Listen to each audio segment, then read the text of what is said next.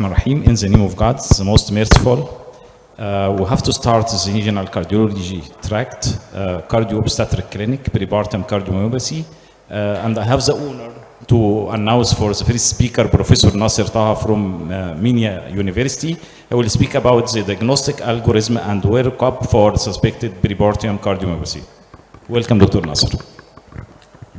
Thank you, Mr. Chairman.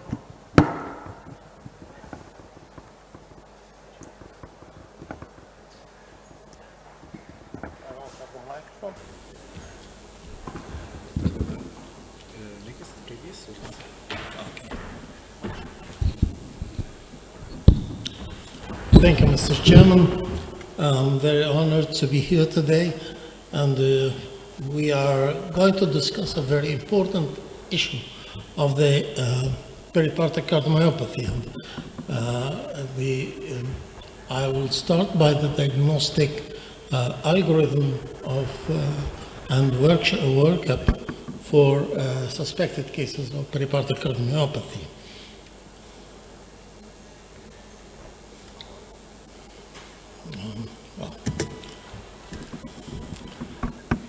Peripartum cardiomyopathy is diagnosed by having a heart failure secondary to left ventricular systolic dysfunction with an ejection fraction less than 45 in a patient at the end of pregnancy or in the first months of delivery, usually during the first months of delivery.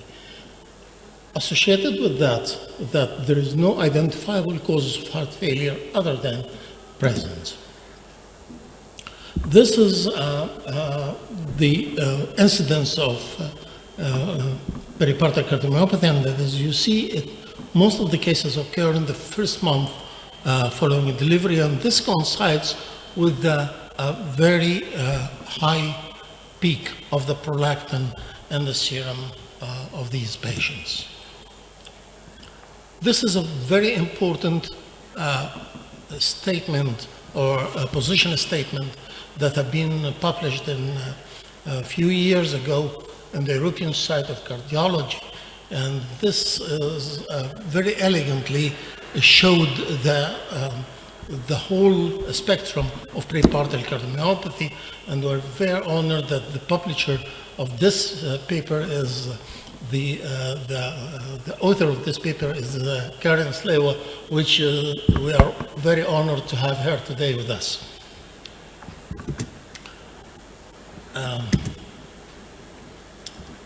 This is another paper, which is the position statement or state-of-the-art statement of the American College of Cardiology, and this has been published nearly at the same time as that of the European Society of Cardiology. All races can be affected by this disease. However, some races show more, some areas of the world show more prevalence and incidence, other areas show less. Japan has a very low incidence, and the other way around, Nigeria has a higher incidence, as well as in Tahiti, China, and South Africa. This speaks of a genetic predisposition, and actually some of the patients have some mutations in their genes.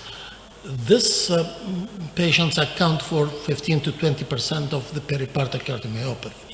Usually mutations involve the TTN gene of the titin protein, and this gene study should be done only in patients with family history of familial of peripartum cardiomyopathy. The clinical presentation is heart failure. Signs and symptoms of heart failure: shortness of breath on exertion, fatigue, orthopnea, paroxysmal nocturnal dyspnea, and edema. But as you all know, that these symptoms can occur in some patients with normal pregnancies. So we need some more signs to confirm this, including tachycardia, tachypnea, elevated jugular venous pressure, bilateral pulmonary rales, and peripheral edema. A minority of the patients present with cardiogenic shock, severe arrhythmias, and thrombolytic complications, thromboembolic complications. As heart failure is a very broad disease, it has a lot of etiologies. And so the differential diagnosis of peripartal cardiomyopathy includes a huge number of diseases. Preeclampsia is a very important disease that can cause heart failure.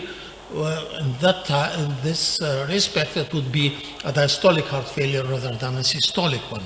Myocarditis is another etiology, Takotsubo cardiomyopathy, due to the stress that occurs during pregnancy and labor.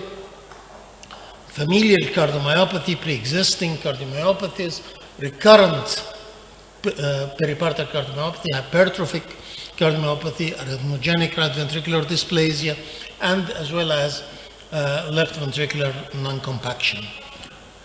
Non-cardiac diseases might include the pulmonary embolism and chemotherapy-related cardiomyopathy, valvular disease and congenital heart disease, tachyarrhythmia-mediated cardiomyopathy, hypertensive heart diseases, ischemic heart disease, and systemic disease associated heart failure like systemic lupus.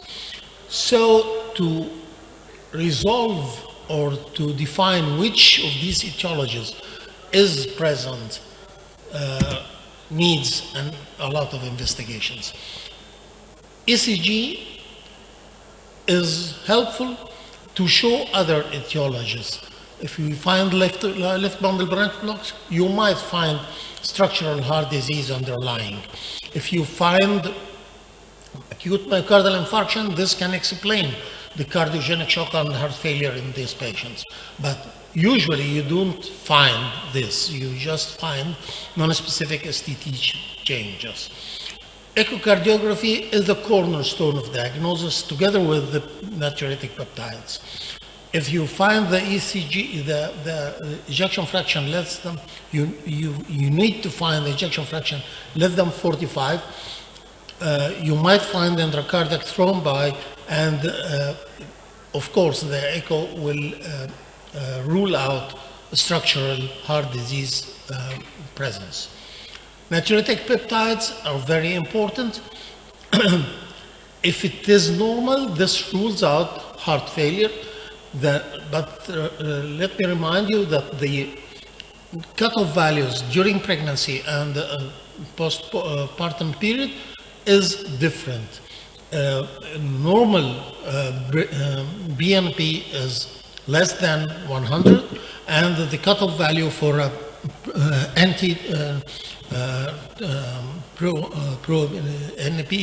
pro-BNP is less than 300. Persistent elevation of the natriuretic peptides after the diagnosis heralds a worse prognosis.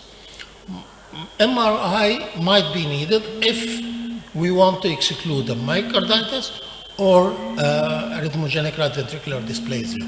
But let me remind you, we should not do an MRI during pregnancy because gadolinium enhancement can affect the baby. So after delivery, you can do the MRI if you need it.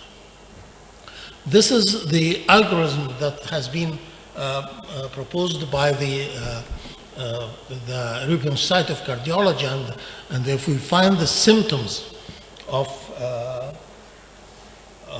heart failure and we find some signs of heart failure, then we should suspect the peripartal cardiomyopathy. What we should do, an ECG and chest X-ray. ECG we have talked about, the chest X-ray to exclude presence of pneumonia and so on. And you see the lung vasculature by the X-ray. Then we do a natriuretic peptides and echocardiography. If both are abnormal, elevated natriuretic peptides and low ejection fraction, then acute peripartal cardiomyopathy is likely to occur. However, we should exclude some other causes. like chemotherapy-induced cardiomyopathy, congenital or valvular heart disease, as well as hypertrophic cardiomyopathy. On the other way around, if the natriuretic peptides are high and the ejection fraction is more than 45, then we should consider the presence of pulmonary embolism, amniotic fluid embolism, isolated right ventricular dysfunction, hypertensive disorder of pregnancy, preeclampsia, eclampsia, and sepsis. If both are normal, natriuretic peptides are normal and the ejection fraction is more than 45, then we should think about an extracardiac cause like anemia, pneumonia, renal disease, hypertensive disorder, pregnancy, eclampsia, depression, and physiological changes. So, for the diagnosis, we need a clinical examination, ECG, natriuretic peptides, echo, chest X-ray, cardiac MRI if we suspect myocarditis, CT scan if you want to see if the patient has pneumonia or has the embolic complications of the brain, and coronary angiography if you suspect myocardial infarction. Then we are going to follow up these patients at 6 weeks, at 3 months, 6 months, 12 months, 18 months, and then every year for 5 years. During this follow-up visits, we only use the clinical examination ECG, natriuretic peptides, and echocardiography. Each time we should do an echocardiography. You might repeat the magnetic resonance after 1 year if you see that it is needed. So, ladies and gentlemen, peripartum cardiomyopathy occurs mostly at the first month postpartum. Dark races are more affected and have worse prognosis, unfortunately. Genetic involvement is possible. Patients present with signs and symptoms of heart failure or cardiogenic shock. They are diagnosed by ejection fraction less than 45, BNP more than 100, or N-terminal proBNP more than 300. MRI can be used to rule out myocarditis and structural heart disease. And peptides are useful to predict the prognosis. Follow up to 5 years or more if the patient is not fully recovered. And thank you very much.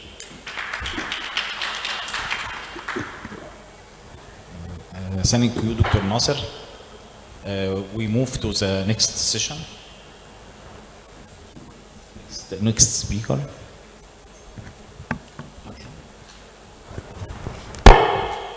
I have the pleasure to introduce Professor Sameh Mahou, who will talk about postpartum cardiomyopathy, the prolactin hypothesis.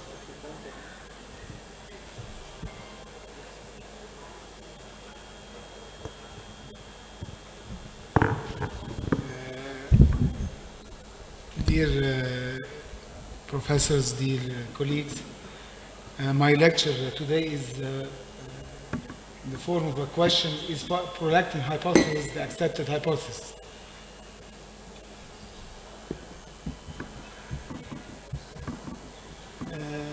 To answer this question, we have to review the pathophysiology of this disease. Peripartum cardiomyopathy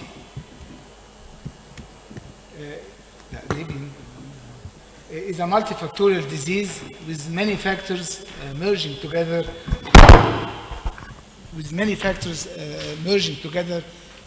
To finally cause this peculiar disease.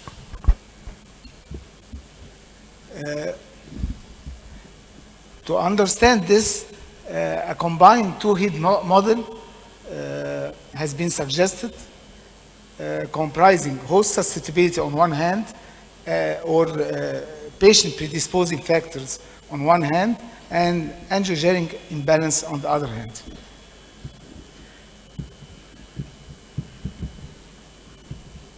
ليه مش بيموف السلايدز ليه مش بتتحرك؟ ازاي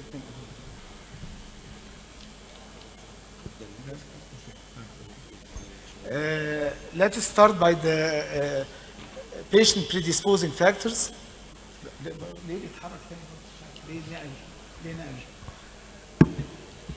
أنا عاوز include many factors like malnutrition, the role of autoimmune response, viral antigen, cardiac stress, as well as genetic predisposing factors. Let's start by the role of malnutrition and low selenium level. And malnutrition was described in Nigerian women. In Nigeria, the disease is endemic with an incidence of 1 peripartum cardiomyopathy case in every 100 patients. And this was attributed to selenium-poor diet consumed during the last months of pregnancy and during the puerperium as a part of local customs. Selenium is a key component of the antioxidant glutathione peroxidase, and a decrease in the activity of this enzyme may lead to an increase in the oxidative stress in myocardial cells, rendering them susceptible to infections and to damage. Now, what about the role of autoimmune response? A high level of autoantibodies against cardiac troponin I and sarcomeric myosin were described in sera of patients with peripartum cardiomyopathy. And the seropositivity for these autoantibodies was correlated with the severity of left ventricular dysfunction and the occurrence of pericardial effusion indicative of perimyocardial inflammation. Again, high levels of autoantibodies against the cardiovascular receptors were reported in some studies. Autoantibodies against beta-1 adrenergic receptors and M2 muscarinic receptors were significantly elevated in peripartum cardiomyopathy patients, and they were correlated with increased left ventricular dimensions and worse cardiac function in these cases. The presence of those autoantibodies were independent risk factors for the onset of peripartum cardiomyopathy. Now, the role of viral antigens. Studies of subjected patients with peripartum cardiomyopathy to endomyocardial biopsy showed that there was a high prevalence of viral genomes like parvovirus B19, human herpes virus 6, Epstein-Barr virus, and human cytomegalovirus. These viral genomes were associated immunohistologically with interstitial myocardial inflammation. Now, the role of genetic predisposing factors. Peripartum cardiomyopathy probably develops as a result of a complex interaction of pregnancy-associated factors and genetic factors. Genetic forms of cardiomyopathy account for at least some cases of peripartum cardiomyopathy, and this explains why the disease is more frequent in certain geographic regions. Like in Africa, in Nigeria, the incidence is 1 in 100 cases, in 100 pregnancies, up to 1 in 1,000 pregnancies in other regions. Peripartum cardiomyopathy patients sometimes give a clear family history of heart failure. And cases of dilated cardiomyopathy were reported in first-degree relatives of peripartum cardiomyopathy patients, especially in those who did not recover from the disease. Certain studies have shown that 15 to 20% of patients with peripartum cardiomyopathy carry mutations known to induce cardiomyopathy in genes like titin, beta-myosin heavy chain, myosin binding protein C, lamin A or C, sodium voltage gated channel alpha subunit 5. Again, genetically transmitted dilated cardiomyopathy may manifest during early adulthood, and it's sometimes difficult to differentiate from cases of peripartum cardiomyopathy. One theory is that in gene-positive, phenotype-negative women without symptoms prior to pregnancy, but during pregnancy, the physiological stress and delivery may unmask concealed dilated cardiomyopathy. Now, the role of the angiogenic imbalance. By angiogenic imbalance, I mean increased in the anti-angiogenic factors like the soluble FMS like tyrosine kinase 1 and serum endoglins, and decrease in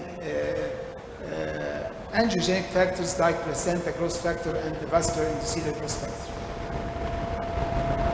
Now, the role of the first vasculotoxic or cardiotoxic compound, the soluble fibrin FMS like tyrosine kinase 1. At the end of gestation, the placenta becomes intensely secretory, and it produces many active compounds like growth hormones, steroids, neuropeptides, as well. It secretes this soluble FMS like tyrosine kinase, which is a potent vascular endothelial growth factor inhibitor, being a decoy receptor for vascular endothelial growth factor. It's abundantly secreted by the placenta in late gestation, and it was described that 5 to 10-fold higher level of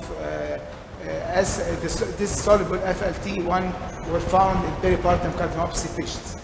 SFLT1 is vasculotoxic and cardiotoxic and result finally in cardiac dysfunction. Large increases in placenta secretion of SFLT1 are detected in preeclampsia and in multiple gestations, and this explains the strong epidemiologic associations between these conditions and peripartum cardiomyopathy. Now, the role of the other vasculotoxic compound, the 16 kilodalton subfragment of prolactin. As we all know, prolactin is the nursing hormone secreted by the pituitary. Its serum level peaks at the time of delivery. During this time, this is around delivery, this is the highest instance, the time where the incidence of peripartum cardiomyopathy is highest.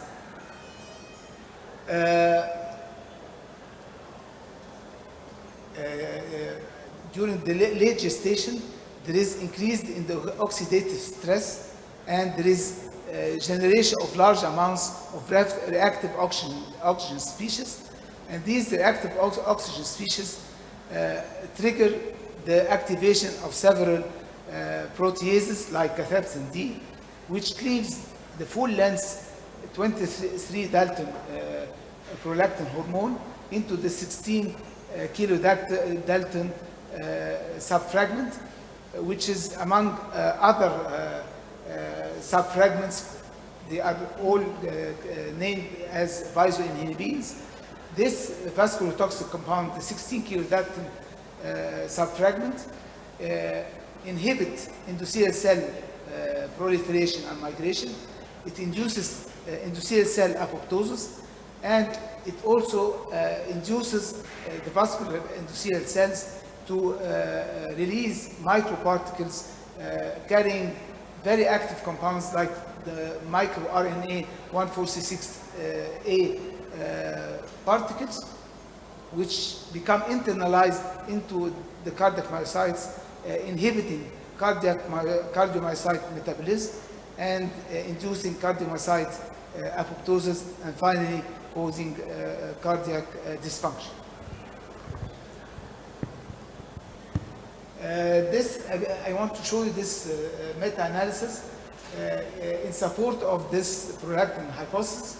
This meta-analysis was published in 2023, involving 10 studies and recruiting more than 700 patients with peripartum cardiomyopathy, and it showed that the addition of bromocriptine, the prolactin inhibitor, to standard GDMT was associated with a significant improvement in left ventricular ejection fraction and greater odds of left ventricular recovery, though it did not affect mortality.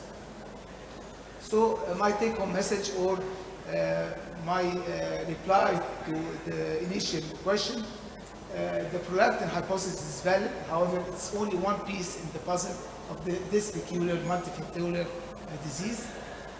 A combined multi-hit model comprising pregnancy-related factors like multiparity, host susceptibility factors like autoimmune response, genetic predisposing factors, and finally systemic angiogenic imbalance related to increased oxidative stress, excess placental vascular toxic, soluble FLTK1, and finally generation of prolactin cardiotoxic subfragment. All these factors lead to the peripartum cardiomyopathy.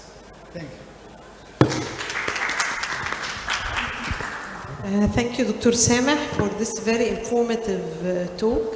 حقيقي في ناس كتير ما تعرفش ان البرولاكتين انهبيشن بيحسن البيريبارتم كارديوميوباثي. احنا عندنا تجارب patients we did this حقيقي يعني they improved a lot. يعني مش اللي هو back to normal بس الفانكشنال كاباسيتي اتحسنت. ويعني احنا بنحاول نقول لهم ما تبصوش على الايكو بس، يعني بص على السيمتوماتولوجي وايز. Thank you very much. Sorry. I gladly introduce أستاذنا ودكتور محمود سليمان رئيس اسم القلب في كلية طب المنوفية والزميل العزيز في Working Group of Heart Disease in Women. دكتور محمود هيتكلم على prognostic markers for recovery in peripartum cardiomyopathy. اتفضل يا بسم الله الرحمن الرحيم. My professors, dear colleague, it is a great honor to be with you here, and thanks for the organizing committee for that. My presentation is the prognostic markers for recovery in peripartum cardiomyopathy.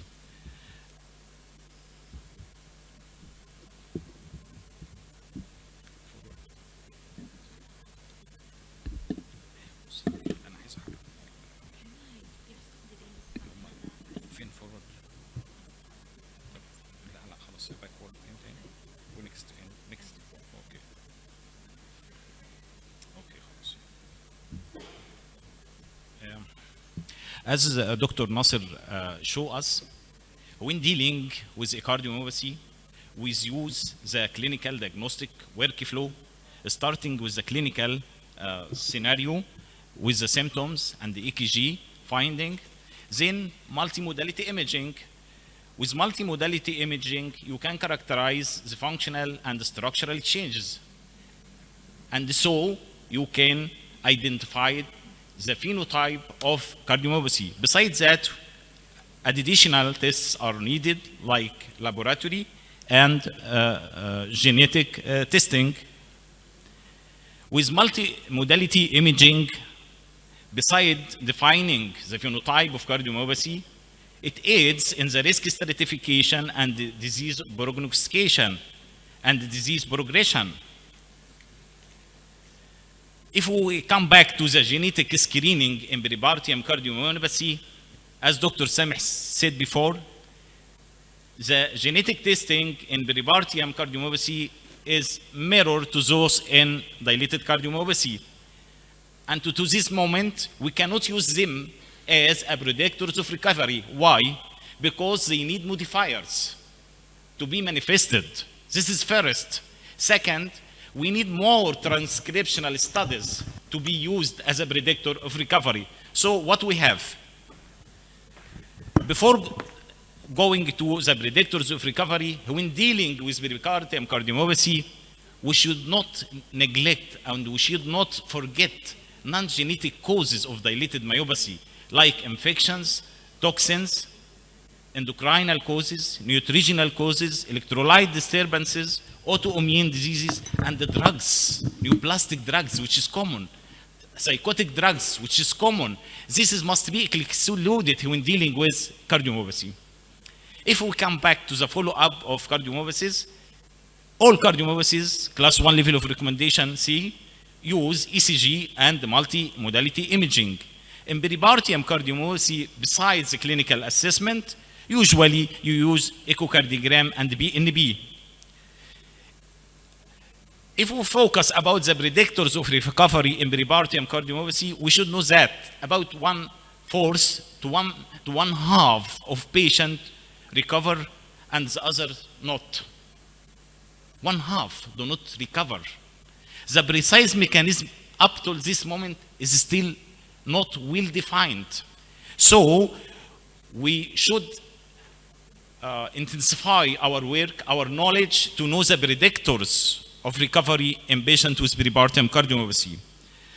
Besides the clinical assessment, EKG can give lots of information, followed by echo. Which parameter of echo we can use?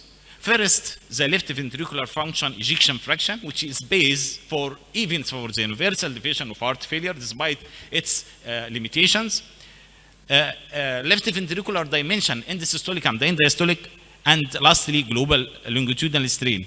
Besides the left ventricular function as a predictor of peripartum recovery in peripartum cardiomyopathy, also RV function is important.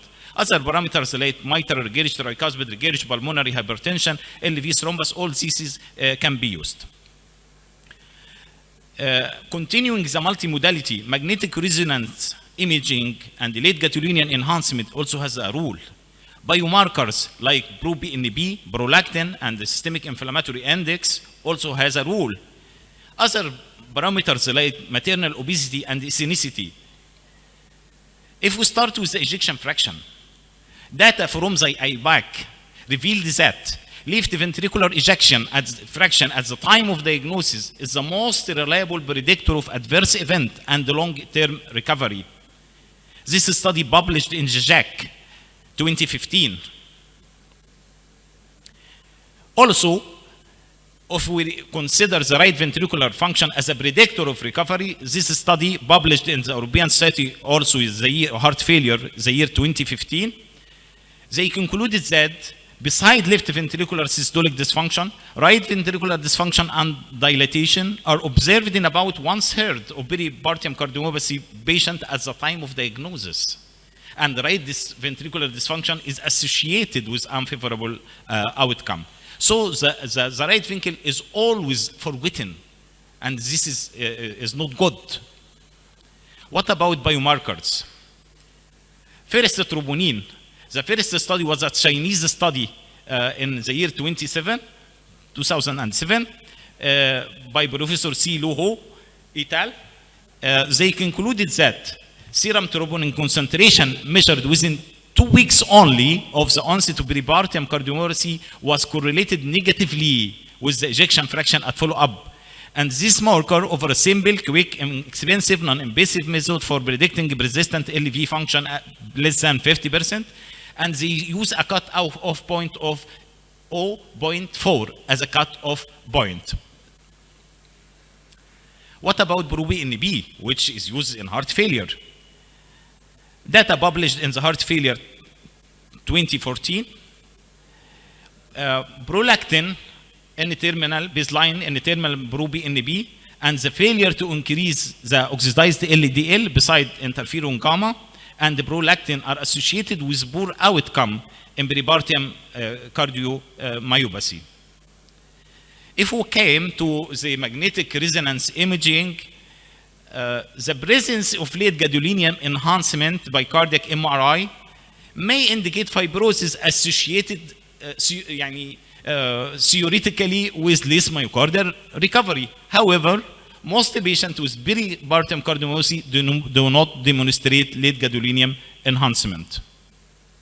The first study, this comes from the first study with long-term cardiac function after peripartum cardiomyopathy. This is a Danish nationwide study, and they concluded that focal myocardial fibrosis associated with gadolinium enhancement was uncommon. The second study myocardial damage detected by late gadolinium enhancement cardiac magnetic resonance imaging is uncommon. Again, the same data.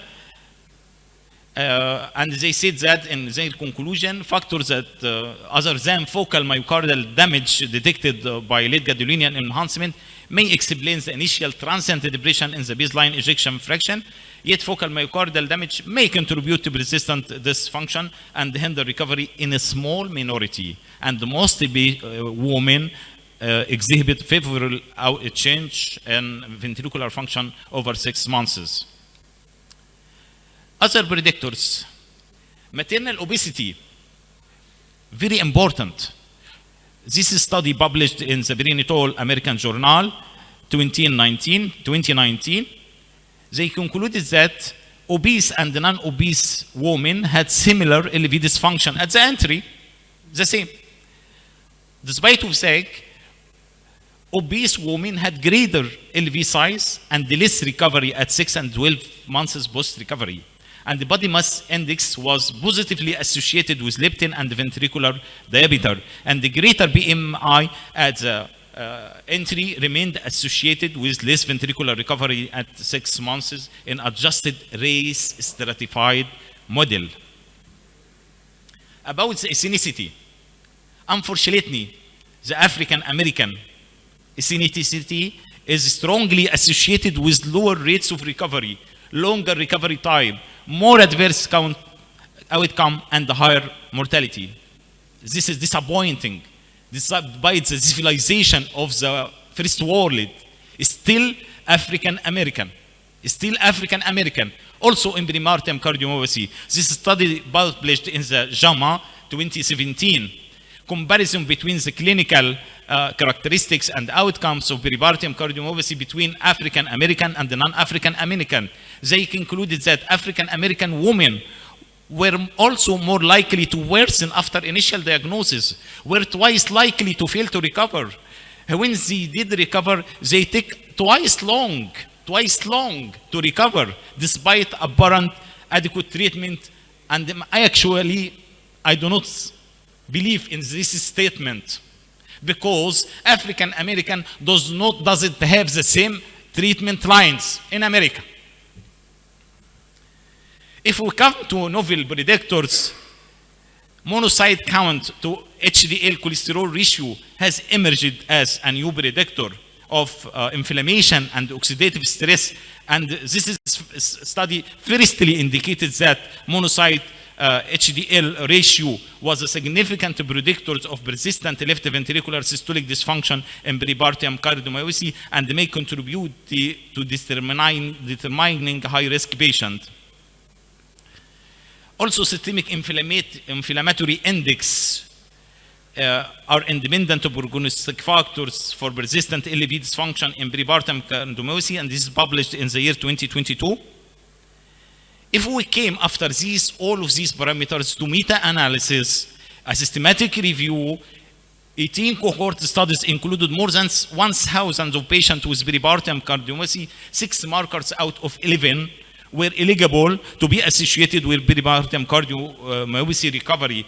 First of them were the baseline echocardiographic parameters like left ventricular ejection fraction, left ventricular end diastolic and end systolic diameter, fractional shortening besides the systolic and diastolic blood pressure. Few days ago, a novel score to predict left ventricular recovery in peripartum cardiomyopathy has been published in the European Society of Cardiology Heart Failure Journal a few weeks ago. This score uses 7 parameters. The first of them is the ejection fraction. The second is the left ventricular end diastolic diameter. The third, which is important, high human development index. High human development index. Actually, this is a new and for the first time to be described in a score. The duration of symptoms, the QRS duration, the presence of preeclampsia. Actually, this score is done with one of the most potent statistics design, which is the C statistics.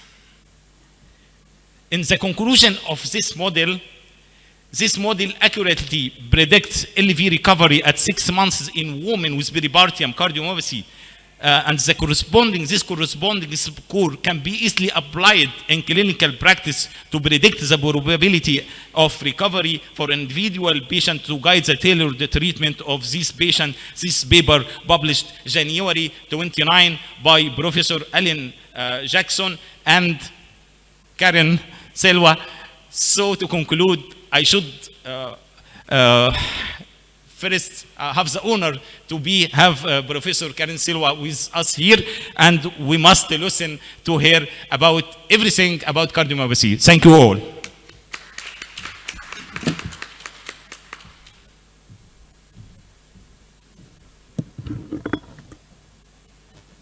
It's a great honor to have Professor Karen Silva with us to talk to us about the cardiomyopathy.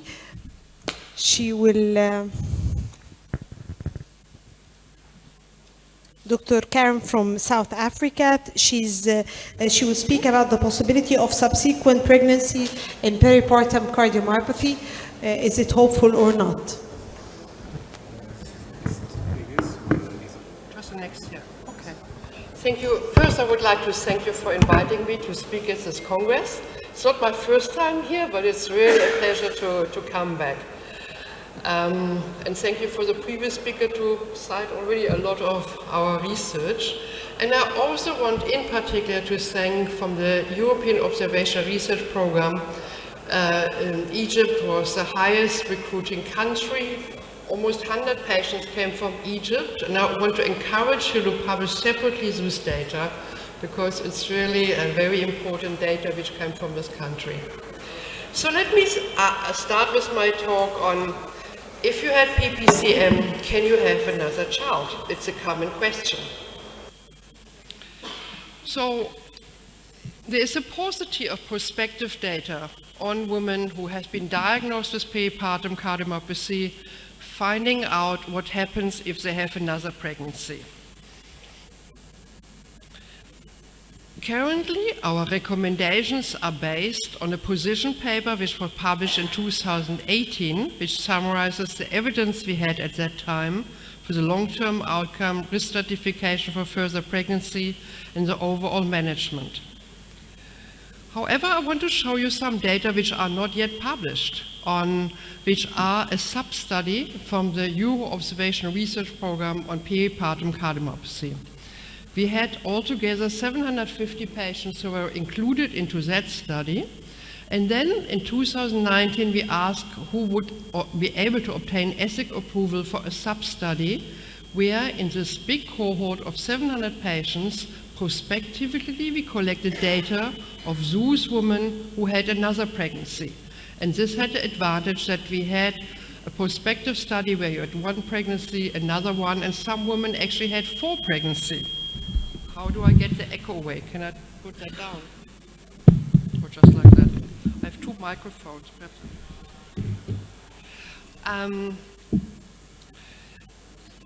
So we reported the outcome of patients with PPCM and subsequent pregnancy, and we separated the women into those who started with a recovered LV dysfunction versus those who started with an impaired systolic function. And we measured the outcome of the pregnancy, survival, systolic function, and the fetal outcome, which is also important. So altogether we have 333 patients, and 78 patients had about 100 subsequent pregnancies. And the median follow-up was 192 days.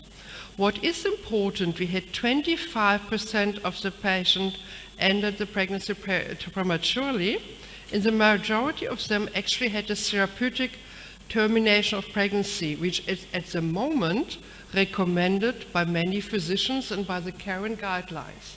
So if you look in the ESC guidelines on heart disease and pregnancy, if you had a peripartum cardiomyopathy and planning a subsequent pregnancy, it's a modified WHO class 4. It's not recommended. So based on the current recommendation, 25% of the women were recommended as therapeutic termination. But is that necessary? I show you the data now.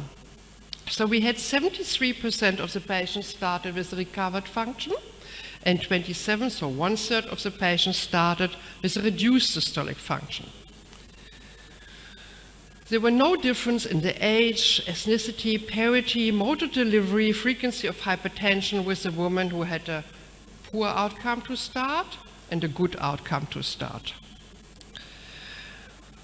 Poor outcome, which was defined as ending with an ejection fraction of less than 50% or death or heart failure hospitalization, was encountered by 32% of the patients altogether. And we actually only had one death, which was on my own side, a woman who had a stroke 6 weeks postpartum. So altogether the mortality was actually quite low. There was no differences in any of the findings of the women who had a poor outcome or good outcome, but hypertension was more commonly in the poor outcome group. And persistent reduced systolic function prior to the subsequent pregnancy was associated with a lower rate of full recovery at the final follow-up, which is not unsuspected. So altogether, we actually had a better outcome for women with PPCM in a subsequent pregnancy as it has been previously reported. This is a very interesting slide. So on top, the blue, you see women. So on the left, you see the LV ejection fraction at the index presentation, when they had their first peripartum cardiomyopathy. Then you can see the blue line on top. Is the group who recovered their systolic function. And then you can see, despite starting with the ejection fraction of almost 60%, there is a deterioration in the systolic function, which is, was even significant. And what was interesting, and as I said, those data are not published, is that those women were not on beta blockers, they were not on heart failure therapy, but it was also not indicated. They started with a good systolic function. If you look at the line on the bottom in red, you can see these are the patients who had not recovered their systolic function, and they actually did not deteriorate their cardiac function, but what was different, most of the women were received bromocriptine, they continued on their beta blocker, so they continued on heart failure medication throughout their pregnancy.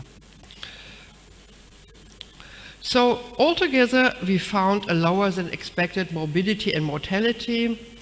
Persistent impaired systolic function prior to pregnancy was associated with a higher poor outcome and an ejection fraction of less than 50% at follow-up.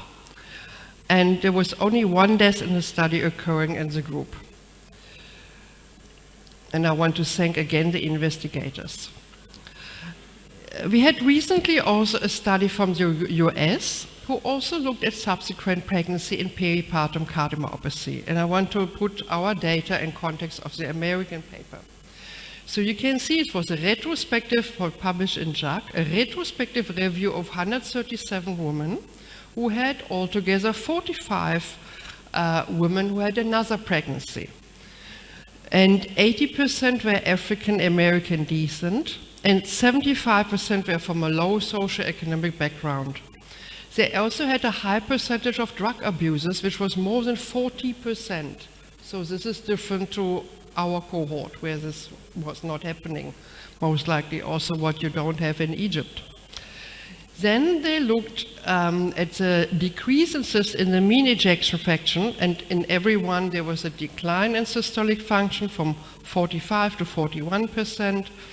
And then they looked at the 5 years outcome and found that this was significantly worse in the woman who started with a poor systolic function. They also summarized in their graphical abstract that at the recovered LV ejection fraction at index pregnancy is not protective for the measurement of SSP, and the LV ejection fraction below 50% after subsequent pregnancy in women who started even with a good systolic function at the beginning. And their final conclusion is the risk of mortality with subsequent pregnancy remains high regardless of recovered or unrecovered ejection fraction after index pregnancy. So it's quite a different outcome, but it's also a different risk factors and comorbidities. So why is that? And I'm glad you showed the data why we included the health economic and health index score in the score. I'm very pleased to show the data because it's a very recent publication. It actually came only out this year, also from a European research program, where we really looked if ethnicity or being not Caucasian is a risk factor for poor outcome. And we actually could not find that. So you can see on the data here, so maternal and neonatal outcome depended in this analysis on country-specific socioeconomic characteristics and in particular the health expenditure. So on the top you can see the maternal death within 6 months was 10% if the country has a low health expenditure, it's 5.5 in the medium health expenditure and 2% if there was a high health expenditure. The same with neonatal deaths. You can see 7.2, 6.1, 1% and high health expenditure. So this was the first finding. There's a greater prevalence of maternal deaths in countries with low health expenditure, which is defined as less than 5% of gross domestic product, and low health development index, which is a summary of the country life expectancy, education, and standard of living, and in patients poor education. We also found there is a correlation of the women education and the woman poverty. So if you are, let's say a German woman living in Germany, but you have poor education and low household incomes, you have a worse chance of good outcome than a South African woman who happens to be affluent and educated. That clearly is existing. So it's not so, I think, the correlation with ethnicity, we have to be very careful because the other factors are most likely playing a bigger role. So I'm coming to the end of my talk. So while the other data are not published, we follow the current guidelines is when you have a woman who comes to you and want to have another pregnancy, it's important to see if she has a full recovered systolic function versus poor systolic function. In general, I think if it makes sense, if a woman has an ejection fraction, is in functional class 3 or even 4, has an ejection fraction of less than 30%, she should not plan another pregnancy. There are many risks associated with that. If you have a woman with a good systolic function, most likely she still needs monitoring. Based on the new data we have, it would be probably advisable staying on a low dose of carvedilol or beta blocker to prevent the decline in systolic function. And she needs close follow-up with monthly assessment, ideally with the cardiac obstetric team, anti-proBNP monitoring if available, consider bromocriptine postpartum, and obviously admission to high care if she is ill. If someone starts with a very poor systolic function, as I said, it's not recommended. If she's going ahead with a pregnancy, she needs careful monitoring, anticoagulation possibly. Bromocriptine should be strongly considered postpartum, and also contraception should be discussed. With this, I'm ending my presentation. Thank you.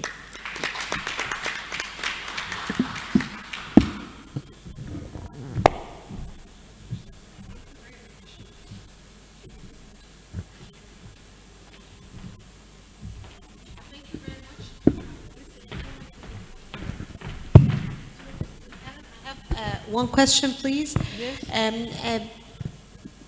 For the theory of the cardiomyopathy itself and the myocardial weakness, I believe that it is underdiagnosed since I think Dr. Nasser has said the mixture between the symptoms and the symptoms of pregnancy, usual pregnancy. So actually I believe there is the real presentation, those who present usually are those who have the highest degree of cardiomyopathy.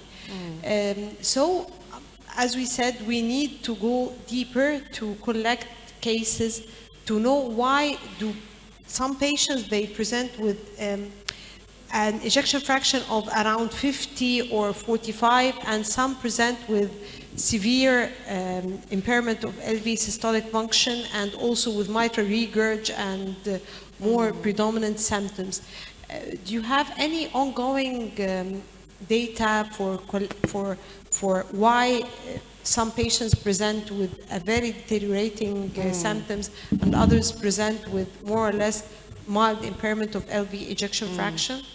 I think it's a little bit like in myocarditis. You know, you can have fulminant myocarditis, and if you survive your myocarditis, you actually have a better chance of long-term outcome than the patients who present with a slow onset myocarditis, who are not ending up in ICU, but their chance to fully recover is actually less than those who present very acutely, very rapidly. And it's probably due to activation of your entire immune system and cytokine system.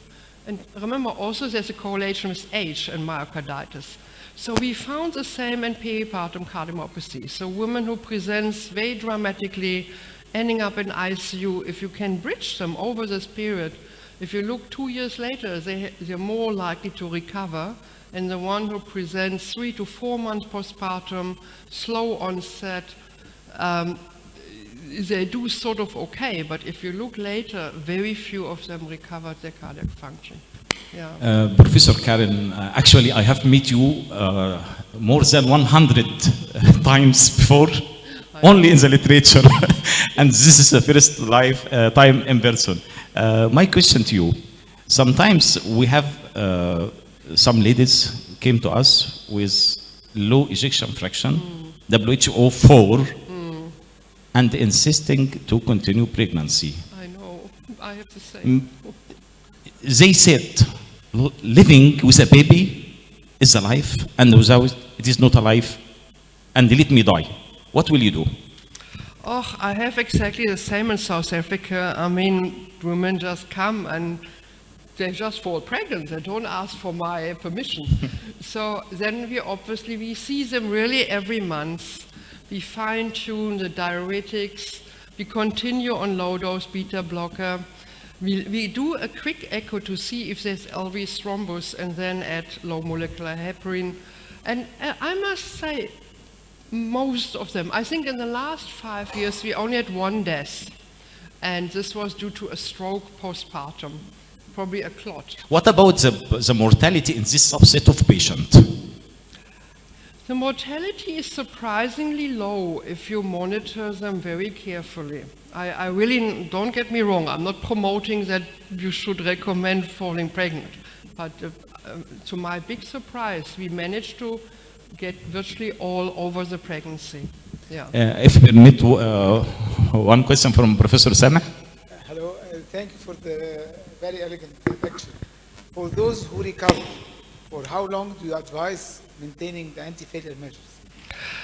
I think, look, we don't have data on stopping and continuing, but there is another study, the THREAD-HF trial, which was published in The Lancet, that if you stop heart failure medication, the chance of deterioration is quite high.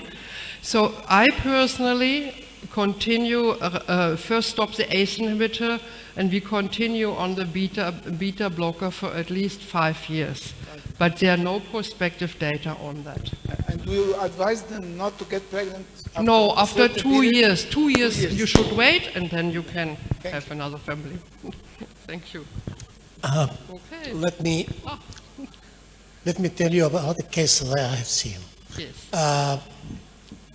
28 years, she got pregnant, peripartum cardiomyopathy, ejection fraction 30, and then fully recovered after 1 year.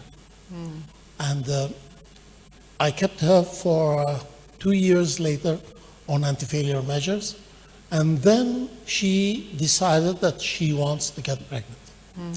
I stopped ACE inhibitors, and 6 months later, the ejection fraction returned back to 40.